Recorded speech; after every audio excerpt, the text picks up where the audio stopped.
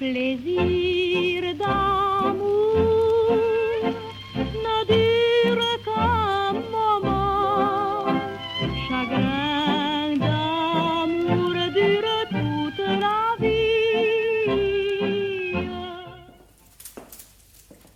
Où veux-tu que je pose mon panier?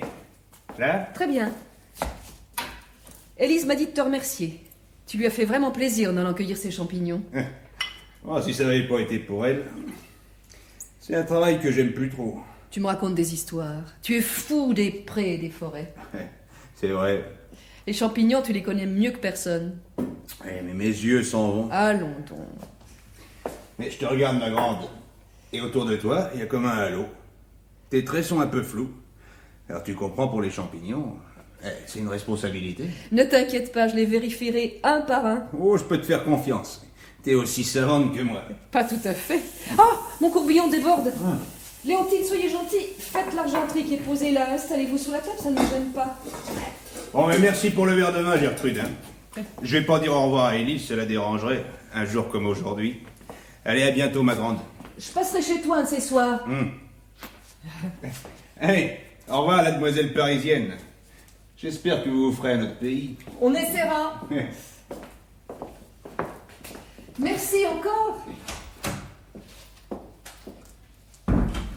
Je peux prendre le chiffon, là? Oui, oui.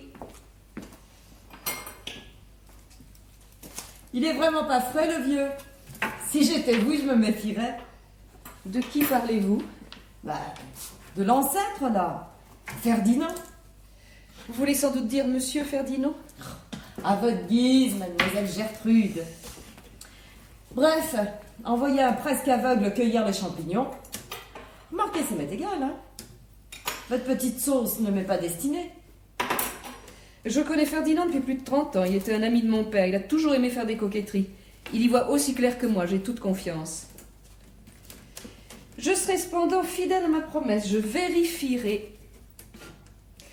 Quand j'étais gosse, Ferdinand m'emmenait toujours avec lui. On partait les bras chargés de paniers.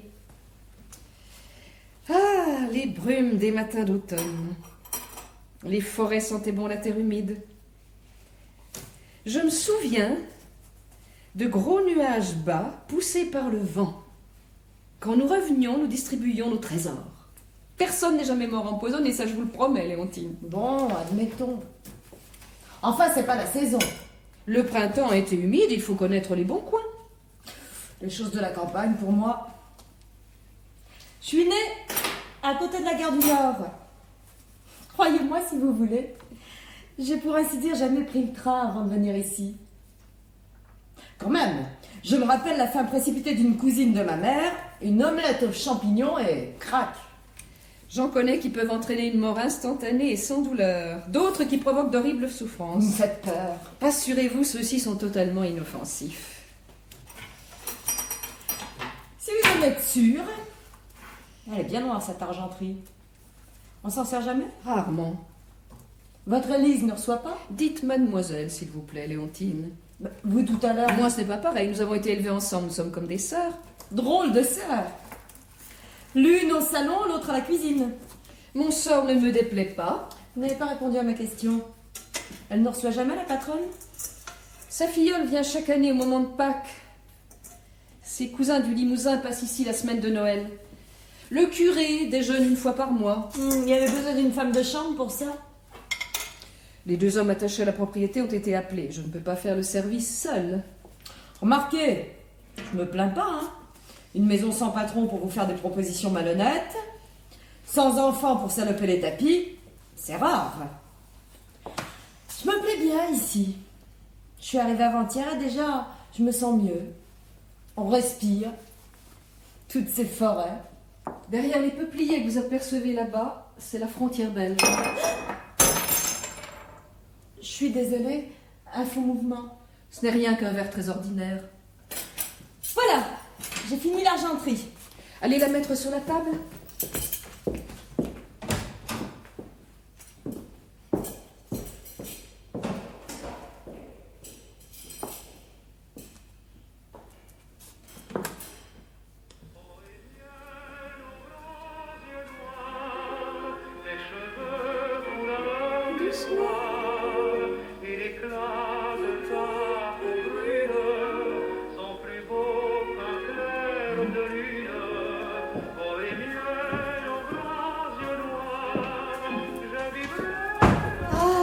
Tino. Je suis allée le voir une fois au Casino de Paris. Il est beau. C'est chic d'avoir un poste de TSF dans la cuisine. Mademoiselle me l'a offert pour la nouvelle année. Je suis souvent seule ici. Ça me distrait. Elle s'est pas moquée de vous? Je peux vous poser une question? Pourquoi pas? Éteignez cela, s'il vous plaît. Aidez-moi à éplucher les haricots verts. Qui reçoit-on aujourd'hui? Cette nappe de dentelle, cette vaisselle, ce bouquet sur la table? Mademoiselle possède à fond l'art de dresser un couvert. Elle a du goût. Elle déjeune en tête-à-tête avec un homme? Ça me paraît plus être tellement son genre. Puis c'est plus tout à fait de son âge. Elle déjeune en tête-à-tête avec une femme. La préfète, au moins. Ou quelque chose comme ça. Non, la princesse de Carpourcan. Quoi? Cette blonde platinée qu'on voit sur toutes les couvertures des magazines? Et qui est mariée à un vieux gros Maharaja? Vous voulez rire? Pas le moins du monde. Elle, ici? Non, je vous crois pas. La princesse de Carpourcan. Je l'ai aperçue une fois sur les Champs-Élysées. Elle sortait de son hôtel. Il y avait des reporters qui la prenaient en photo. J'étais avec Gaston. Il s'est tourné vers moi et il m'a dit « Je te trouve plus belle qu'elle, poupette. Je t'aimerais au moins 3 mois. » 15 jours après, il me plaquait. C'est même ça qui m'a décidé de quitter Paris. Je suis dégoûtée des mâles. Et puis par les temps qui courent, on est mieux à la campagne. Allez-y, s'il vous plaît, Léontine. Merci.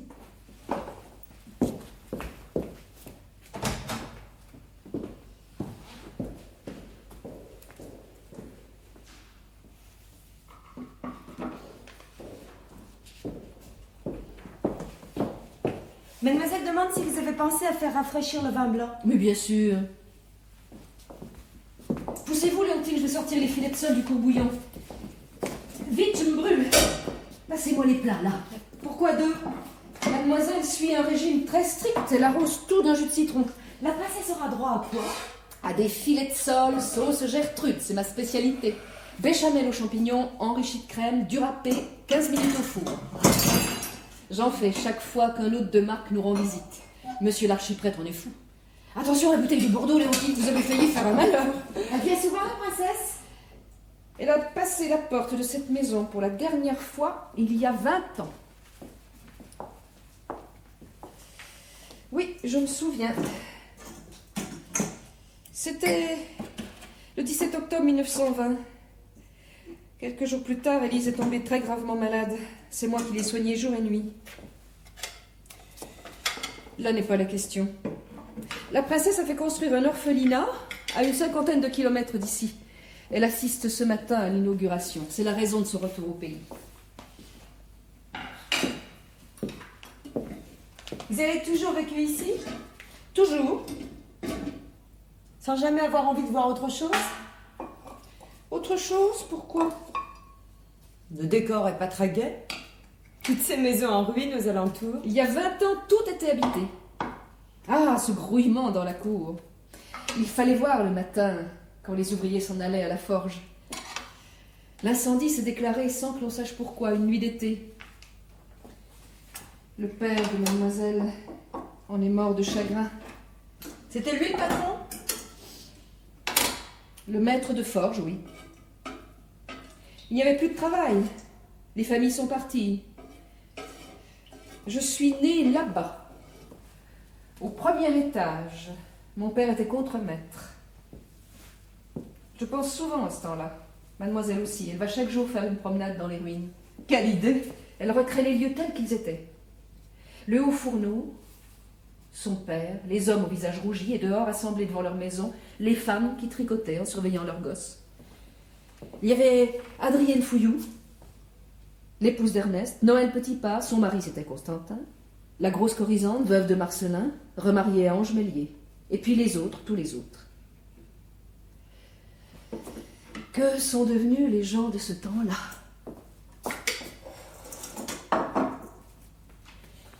Vous ne pouvez pas imaginer, maintenant que tout est silence, le bruit, l'animation qu'il y avait ici. Tout le jour, le maître travaillait dur, mais le soir, des voitures à chevaux et des automobiles arrivaient chargées d'invités. Ils venaient de la ville ou des propriétés voisines. C'était des dîners, des soirées musicales. Élise jouait à la perfection, comme une professionnelle aimait à dire son professeur. Dommage qu'elle n'ait pas voulu continuer après. Je me souviens de ce matin-là.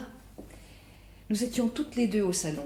Élise a fermé le piano et a murmuré « Jamais plus, Gertrude, jamais plus ». Il y avait des larmes dans ses yeux. C'est elle! La voilà! Oh, quelle bagnole! Une Rolls, mademoiselle Gertrude! Une Rolls! J'en ai jamais vu de si près. Ça me donne une émotion. Et le chauffeur, il porte un turban et un drôle de pantalon. Oh, cet air sérieux. Il a des yeux tout blancs dans un visage tout noir. Il descend de son siège, va vers la portière arrière, l'ouvre, se plie en deux. Elle apparaît. Ses cheveux sont blonds comme ceux de Jeanne Arlot. Sa bouche rouge comme celle de Joan Crawford. Elle est chic, mais d'un chic. Oh, vous ne venez pas la voir, mademoiselle Gertrude? Ça ne m'intéresse pas. Mademoiselle tend les bras vers la princesse. Elle s'embrasse à s'étouffer. Une fois, deux fois. Elle se regarde. Et elle s'embrasse encore. Soyez gentille, Léontine, portez ce plateau de rafraîchissement au salon. J'y cours, mademoiselle Gertrude. Je vais la regarder sous le nez et je vous raconterai tout.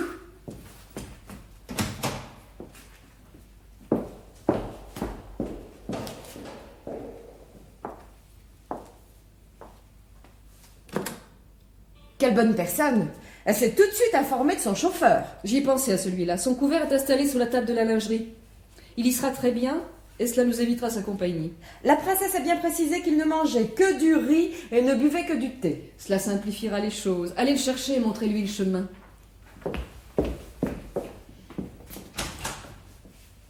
Hé, monsieur! Oui, vous! Venez! Venez! Good day. How are you? Bonjour. Entrez. Il n'est pas vilain garçon. Léontine, il pourrait vous comprendre. Et alors, je dis rien d'offensant. Suivez-moi. Oui, c'est par ici.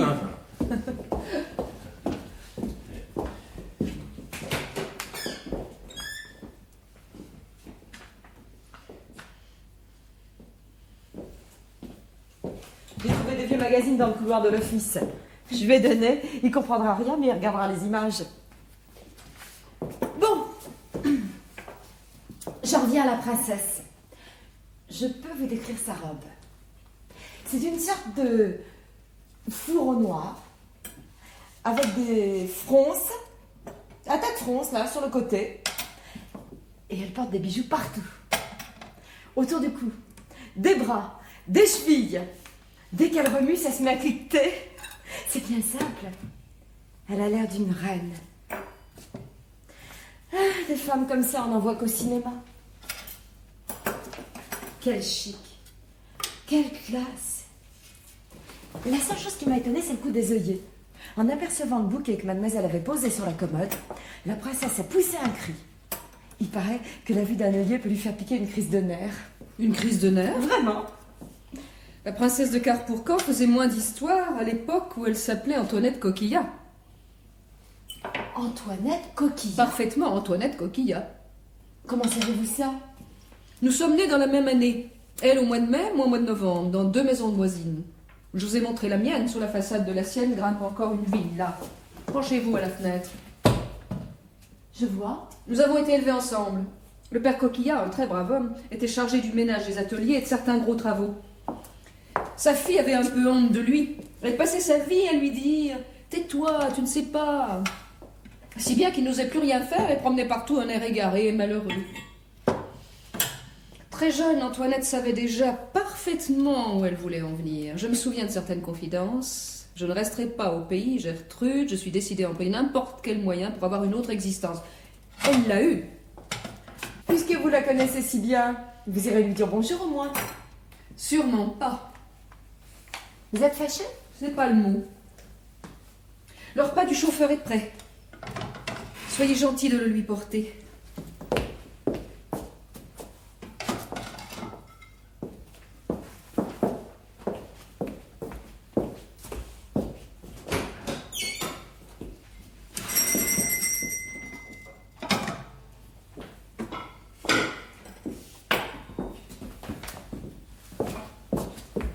Elle se met à table. Vite, s'il vous plaît, Leontine. Sortez les filets de sole du four. Je vais les napper de sauce. Merci. Passez-moi la cuillère, là. Vous apporterez d'abord le plat destiné à la princesse de Cartourcan, puis celui de mademoiselle et le vin blanc. Arrangez votre tablier, Leontine, il est un peu de travers. Parfait. Allez.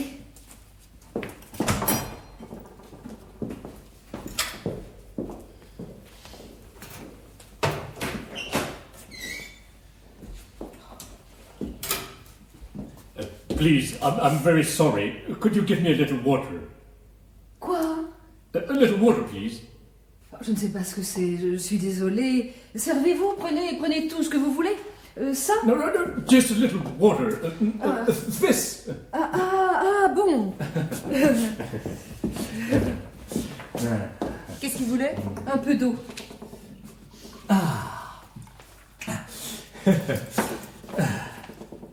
Thank you. You're very kind.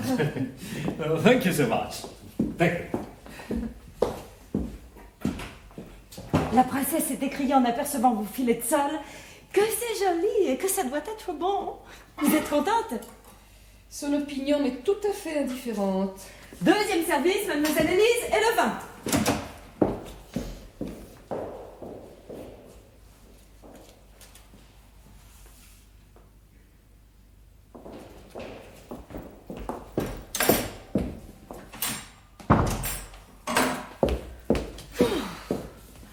Je me pose 5 minutes.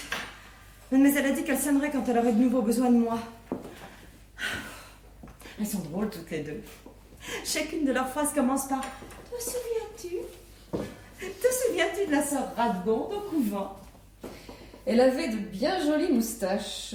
Comment le savez-vous? Elle m'a enseigné les mathématiques. L'une demande « Te souviens-tu de Mina Van Loo ?» Oh, Mina Van Loo. L'autre répond « Et de Cornélie Masse, et de ce fameux pique-nique au bord de la Meuse, le jour où Aurélien est tombé à l'eau. » Aurélien? Qui a prononcé ce nom? Qui, Léontine? Qui? Mais... Mademoiselle Gertrude... Qui? Souvenez-vous. La princesse? Enfin, je crois, hein? Non, je suis certaine. Poussez-vous, Léontine. Laissez-moi ouvrir la porte du four, il faut que j'arrose la pièce de bœuf. J'y vais!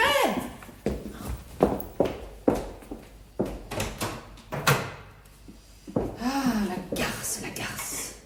La garce.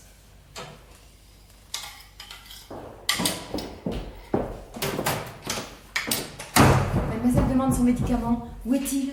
Dans la petite boîte sur le buffet. La princesse fait honneur à vos sols. Elle en a repris. J'en viens.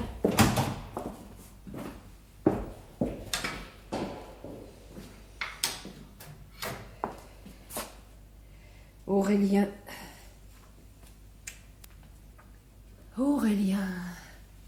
Oh oui, moi aussi je me souviens de ce pique-nique au bord de la Meuse. C'était en mai ou en juin. Qu'importe. Le ciel de ce jour-là, un ciel tout bleu comme on en voit rarement ici. La rivière coulait entre les saules. Aurélien portait un costume clair. Je le revois debout dans la barque, juste avant. Si vous saviez ce que j'ai entendu, mademoiselle Gertrude. Je suis en plein rêve. Pensez qu'il existe des choses pareilles. J'ai traîné autour de la table autant que j'ai pu. J'ai versé de l'eau, du vin, j'ai proposé du pain. Je serais bien restée là plus longtemps, mais comment faire? La vie de cette femme ressemble à une super production en Technicolor. Figurez-vous que son vieux Maharaja possède à lui tout seul je ne sais combien de palais. Le plus beau est construit au milieu d'un lac. Dans les murs de marbre blanc sont incrustées des pierres précieuses. Des vraies, pas du toc. Tout autour, il y a un jardin avec des fleurs, comme on n'en voit pas ici. La princesse a tellement de larbins qu'elle ne peut plus les compter. Il y en a qui s'occupent que des éléphants. Ça vous intéresse pas ce que je raconte? Passez-moi l'escabeau, je vais moudre le café maintenant. De temps en temps, le dimanche... Oh, après tout, c'est peut-être pas le dimanche. Ces gens-là n'ont rien à faire. Ils peuvent aussi bien s'amuser le jeudi, le mardi, ou quand ils veulent. Bref, quand ça leur chante, ils invitent des amis et s'en vont à la chasse aux tigres. Là, je suis pas d'accord. Non, non. Moi, la chasse, ça me dégoûte. Ce que j'ai pu me disputer avec Constant... Constant, c'était mon avant-dernier. Il aimait bien tirer le lapin. Moi, je peux pas tuer une mouche. Et vous? Hein? Pardon? Vous m'écoutez pas? Mais si, seulement comprenez-moi, quelqu'un revient après 20 ans d'absence, les souvenirs ressurgissent. Des petites choses, des détails que l'on croyait avoir oubliés. Attention, haricot, mademoiselle Gertrude, l'eau déborde. Je ne sais plus ce que je fais. Donnez-moi la passoire, elle est là dans le placard. Merci. Il y a une chose que je m'explique pas. Comment Antoinette Coquillat a-t-elle pu devenir princesse de Carpurcan? C'est à elle qu'il faut le demander, je n'en sais rien et cela ne m'intéresse pas. Ah, si je connaissais la recette. Un vieux riche, c'est idéal. Vous n'allez pas me raconter qu'elle l'a rencontré ici, son Maharaja. Ils se sont connus aux Indes. Aux Indes? Qu'est-ce qu'elle y faisait? Le malheur des autres. Je comprends pas.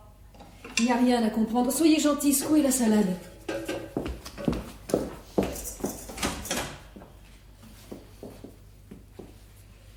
Vous, mademoiselle Gertrude, vous n'aimez pas beaucoup la princesse. Enfant, elle m'exaspérait déjà avec ses mines sucrées. Nous n'avions pas d'affection l'une pour l'autre. Si cet horrible accident ne nous avait pas obligés à vivre ensemble... Son père et le mien ont été tués un matin à la forge. Une imprudence, une bêtise. Nous avions 10 ans. Le père d'Élise nous a recueillis. Il s'est chargé de notre éducation. Nous habitions ici, dans sa maison.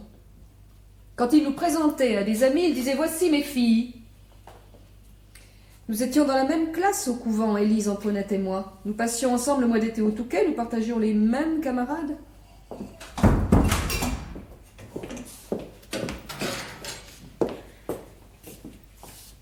C'est pas très délicat de ma part de penser ça, mais... Ne le prenez pas mal. Excusez, ce deuil pour vous, ça a été plutôt une chance? Allez desservir, Léontine. Mettez les assiettes chaudes. Les voici. Attention, prenez une serviette.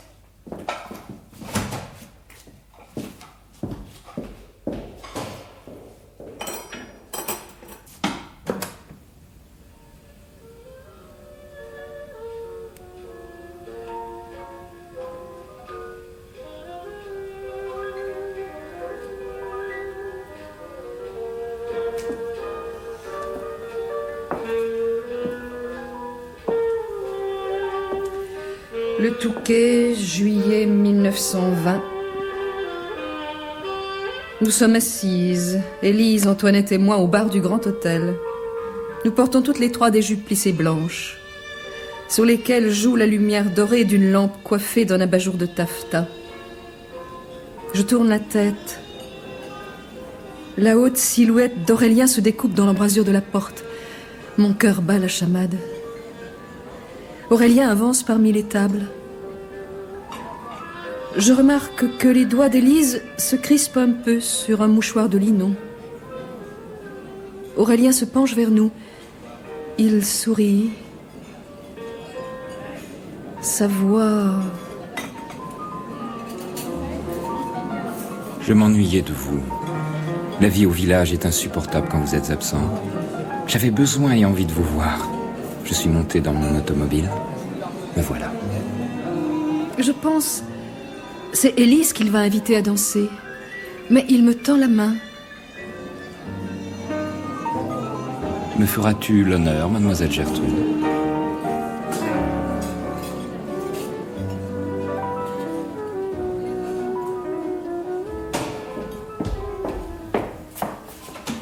Eh ben, mademoiselle Gertrude, vous n'avez pas encore fini de découper la pièce de bœuf?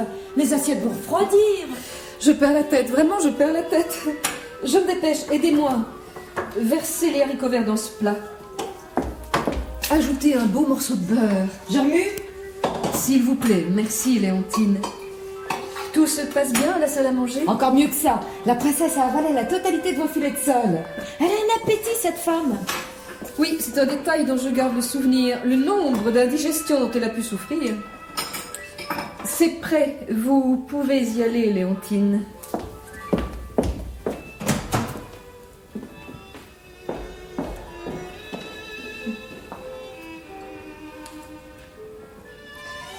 Le Touquet, juillet 1920. Aurélien m'entraîne sur la piste de danse. Il passe un bras autour de ma taille. D'autres couples tournent autour de nous.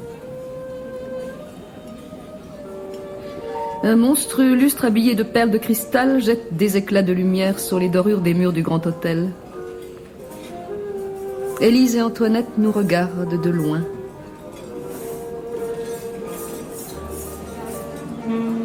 C'est vrai, je m'ennuyais. Vivre sans vous trois, c'est impossible. Les journées, les soirées sont interminables. J'ai beaucoup de mal à supporter l'affection exagérée de mes parents. Les études sont finies depuis quelques mois, j'ai longtemps habité seul à Paris. Je suis un homme. Ils ne le comprennent pas. Je vais t'avouer quelque chose. J'ai écrit à l'un de mes oncles qui gère des comptoirs commerciaux aux quatre coins du monde. Pourra-t-il me trouver une situation? Sans doute. Ah, parti. Mademoiselle Gertrude, tu viens de me marcher sur les pieds. Mademoiselle Gertrude, il faudra que nous ayons ensemble une conversation de la plus haute importance.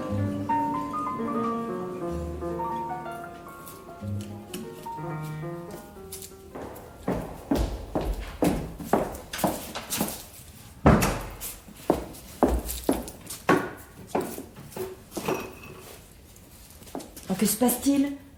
Vous pleurez? On pleure toujours quand on épluche des oignons. Oh, ça c'est vrai. Je me souviens d'un Ne jour... rapportez pas le plat pour que je puisse le remettre au chaud. Oh, mademoiselle m'a dit que c'était sans importance. Elles veulent rester seules toutes les deux et parler tranquillement. Je viens d'en apprendre une drôle.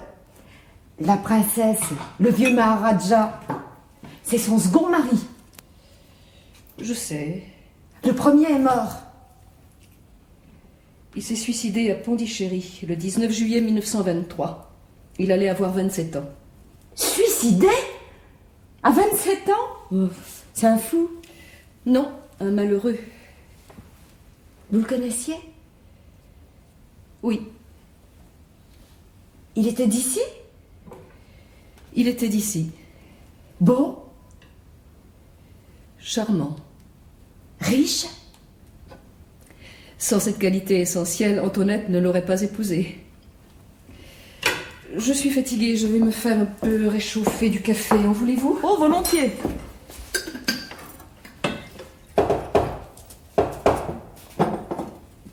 Qu'est-ce que c'est? C'est sans doute le chauffeur de la princesse. Je n'y pensais plus à celui-là. Entrez!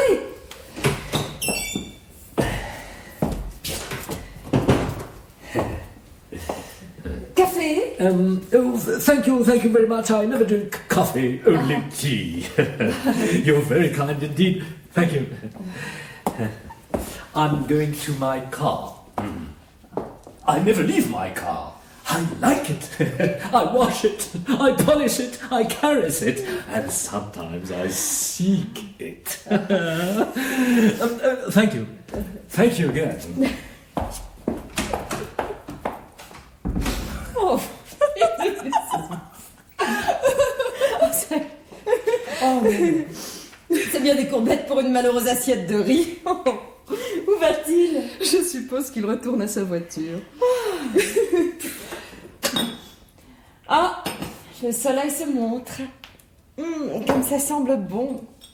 J'adore le printemps, pas vous? Quand votre service sera terminé, vous pourrez sortir, aller vous promener, profiter un peu du beau temps. Chic alors. Je pousserai jusqu'à la frontière et je regarderai tous mes yeux. J'ai jamais vu de pays étranger. Les Ardennes belges ne diffèrent guère des Ardennes françaises. Hier, j'ai marché jusqu'au village, en prenant par le chemin qui passe derrière la forge. J'ai traversé un petit bois et je suis arrivée devant un parc en friche. La grille était ouverte, je suis entrée. J'ai eu rudement peur. Peur de quoi? Les maisons abandonnées, ça m'impressionne toujours. Je me suis forcée à monter les marches du perron. Au milieu du feuillage, j'ai trouvé une plaque. Il y avait écrit... Le prieuré? Oui. C'est une pitié de laisser ça dans un état pareil. Les propriétaires sont morts. Tout est rouillé, pourri, cassé. J'en avais des angoisses.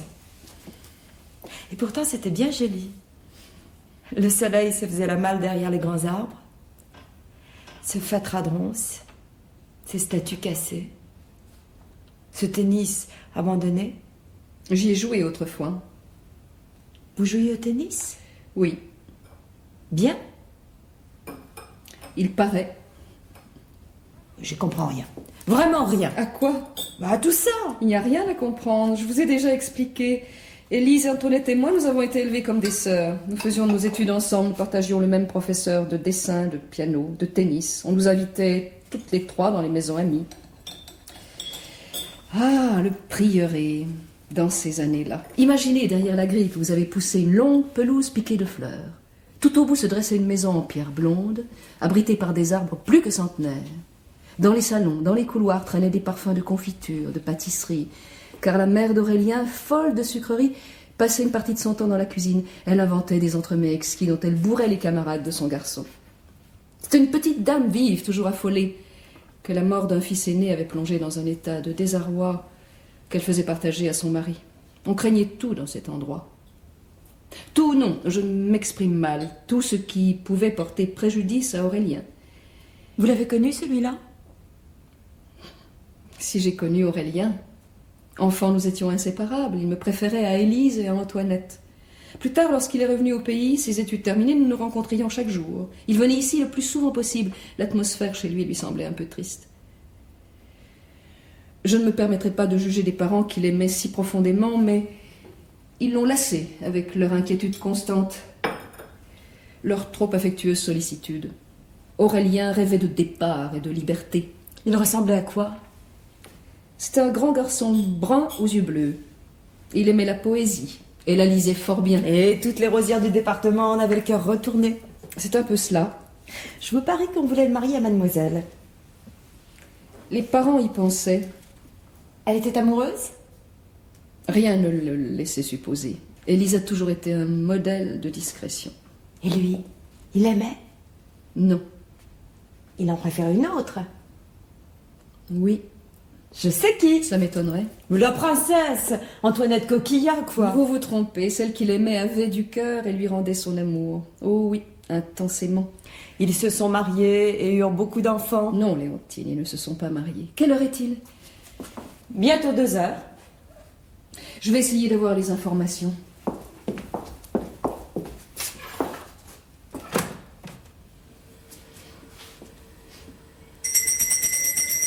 Les assiettes à dessert et le plateau de fromage sont posés sur la console. Je sais.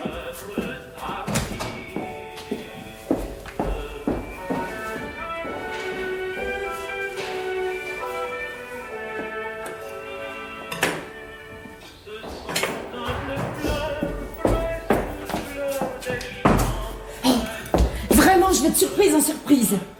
C'est bien intéressant d'écouter parler le monde. Oh, si vous saviez, je viens encore d'en apprendre. Ma mère avait bien raison quand elle me disait qu'il faut pas envier les riches. Ils ont leur part de malheur comme vous et moi. Pauvre princesse, la vie qu'elle a eue avant de rencontrer le vieux Maharaja. Son premier mari, c'était un pur bon à rien. Elle en raconte. Il était ceci, il était cela, pas entreprenant, triste comme un bonnet de nuit, plutôt raté sur les bords, incapable de mener ses affaires et porté sur la bouteille. Si j'ai bien compris, heureusement qu'il s'est suicidé, sinon c'est elle qui sera morte. Assez, Léontine. Assez. Mais, mademoiselle Gertrude, Assez.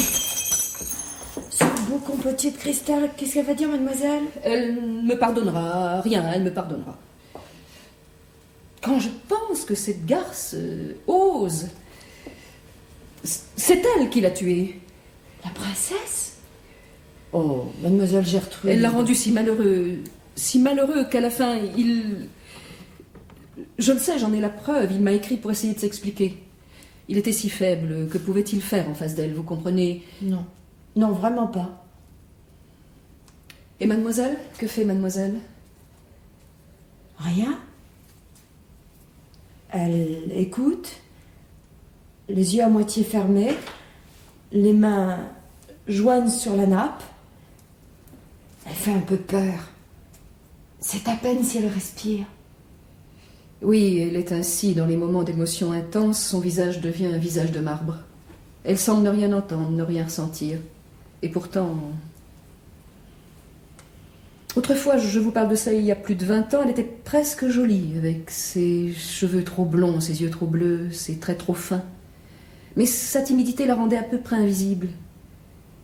Chaque après-midi, à l'heure de la visite quotidienne d'Aurélien, elle s'asseyait au salon dans un coin d'ombre, souriait et se taisait. Qui aurait pu deviner? J'ai rien pressenti, moi qui l'aimais pourtant avec tant de sincérité. Tout cela est à la fois si lointain et si proche. Les années passent, certaines plaies ne se cicatrisent jamais tout à fait. Il reste une douleur sournoise. Élise, la sage, l'excellente, la parfaite. Antoinette. Elles étaient très précisément le contraire l'une de l'autre. Il y avait leurs différences physiques, mais plus encore leurs différences d'attitude et de comportement. Je me souviens par exemple de ce soir décisif où nous vîmes Aurélien arriver dans un grand état d'agitation. Ah, vous êtes là toutes les trois. Ah, ce que j'ai à vous dire, ce que j'ai à vous dire. Je suis ivre de bonheur. Je n'ose y croire. Je pars. C'est une affaire faite. Dans 2 mois, je quitterai le prieuré. Devinez où je vais. Vous ne devinez pas? À Pondichéry. Mais oui, mon oncle m'y attend.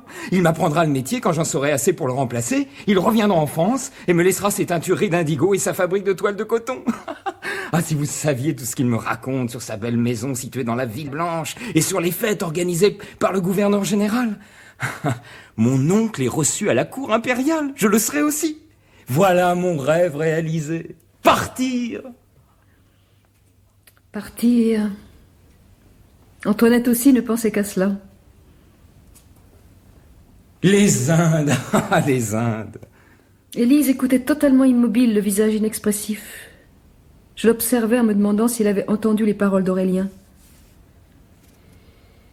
Aurélien, ce jour-là... Antoinette, jusqu'à cette minute précise, ne lui avait témoigné aucune sympathie particulière. Elle l'ignorait poliment, lui préférant de meilleurs joueurs de tennis ou des danseurs plus brillants. Ce soir-là, elle se campa devant lui, le regarda droit dans les yeux, secoua son admirable chevelure et sourit. C'en était fait d'Aurélien. Vous m'avez dit tout à l'heure qu'il en aimait une autre. Oui, une autre qu'il avait secrètement demandée en mariage. Pourquoi secrètement? À cause d'une certaine différence de milieu. Cet établissement, loin, devait faciliter une union un peu difficile sur le plan social. Aurélien était bon, mais si faible... Oh, je m'en rends compte. Se laisser retourner comme ça... Si j'avais pu pressentir la suite des événements... Les faits se sont enchaînés stupidement. J'étais appelée auprès de ma marraine qui était au plus mal. Elle habitait à Metz. J'y suis restée 4 ou 5 semaines. Quand je suis revenue après l'enterrement, Aurélien et Antoinette venaient de s'enfuir ensemble. Et mademoiselle? Elle hurlait de désespoir. Elle l'aimait tant que ça? Oui. C'est idiot. De toute façon, il n'était pas pour elle. Antoinette Coquillat ou l'autre, là, celle qui prétendait aimer vraiment, pour mademoiselle, c'était du pareil au même. C'est ce que je me suis dit et cela m'a fait peur. Quelle responsabilité nous avons vis-à-vis des autres? On vit auprès de gens que l'on aime intensément et puis soudain, à la faveur d'un événement imprévisible, on comprend que l'on ignorait d'eux le principal. Je partageais depuis plusieurs années l'existence d'Élise, j'étais attentive à sa personne puisque je l'adorais, mais je n'avais pas deviné son amour pour Aurélien. C'est à partir de ce jour-là que je me suis vouée totalement à elle. Elle est tombée malade, elle a failli mourir. Et l'autre? Elle est morte d'une certaine façon. Qu'est-ce que vous racontez? On est mort ou on est vivant? J'ai soigné Élise, je l'ai sauvée. Moi seule, Léontine. Mais un malheur n'arrive jamais seul. Quelques mois plus tard, la forge a brûlé. Et vous êtes devenue cuisinière? J'étais déjà un cordon bleu. Vous n'avez jamais pensé à vous marier? Non, jamais. Je me demande si vous avez mis assez de pain pour le fromage. J'ai envie d'en couper quelques tranches. Vous les porterez à la salle à manger, s'il vous plaît, Léontine. Nous parlons, nous négligeons un peu le service. J'y vais, mademoiselle Gertrude.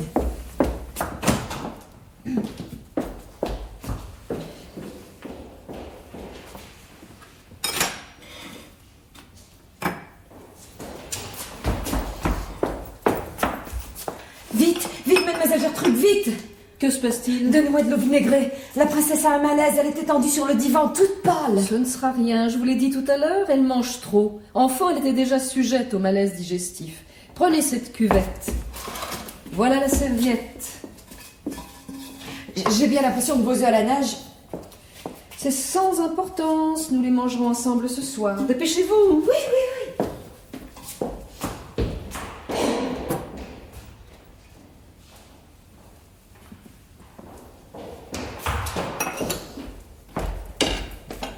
Ça va pas du tout. La princesse grelotte, gémit. Elle a les mains glacées. Mademoiselle ne semble pas se rendre compte de la gravité de son état. Elle est assise à côté d'elle et la regarde d'une façon à vous fiche la frousse. Vous pensez pas qu'il faudra appeler un médecin? Je pourrais aller à la ville avec le chauffeur, dans la Rolls. Oh, ça m'amuserait. Vous plaisantez. La princesse a besoin de sommeil. Elle s'endormira bientôt. Après, tout ira mieux. J'en suis pas certaine. Venez la voir, mademoiselle Gertrude. Non, Léontine. Si je veux porter une couverture? Prenez-en une dans l'armoire de la lingerie. J'y vais.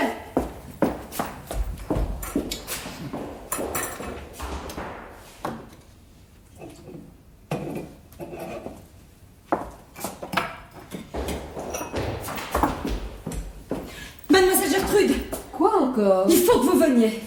N'insistez pas. La princesse est immobile, mais immobile. Elle dort, c'est très bien. Je vous en prie.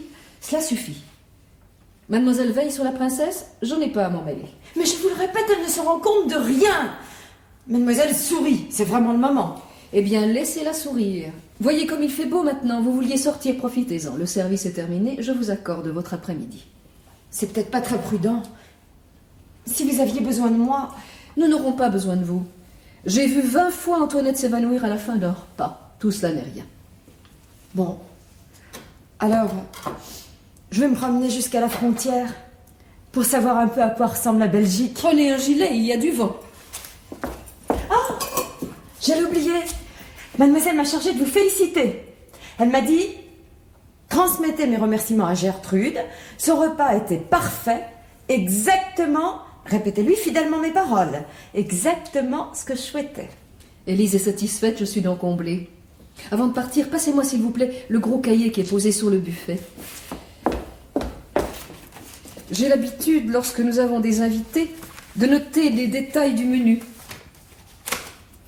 Nous sommes le 8. Non, mademoiselle Gertrude, vous vous trompez. Nous sommes le 9 mai. C'est une date importante et dont je me souviendrai longtemps. La princesse de Carpurcan nous a rendu visite. Demain, 10 mai 1940, sera un jour, ça je vous le parie bien, absolument pareil à tous les autres. C'est-à-dire qu'il ne se passera rien. Rien. Rien. À tout à l'heure, mademoiselle Gertrude.